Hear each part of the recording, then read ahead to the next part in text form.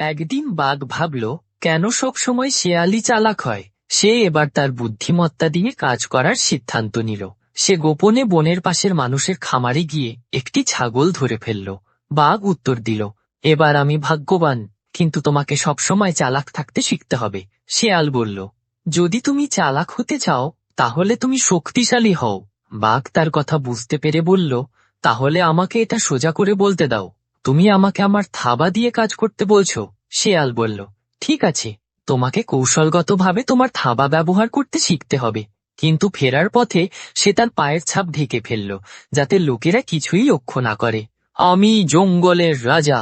শেয়াল হেসে বলল, ঠিক আছে, তাহলে শুধু জঙ্গলের রাজার মতো কাজ করো, গর্জন করো। বাঘ গর্জন করল, এটাই আত্মা। শেয়াল বলল, এখন যাও এবং তোমার ছাগলটি ফিরিয়ে আনো। আর তারা তা করেনি। শেয়াল এসে বলল, বাহ, এখন তুমি চালাক। বাঘ রেগে বলল, তোমার পরামর্শের আমার দরকার নেই।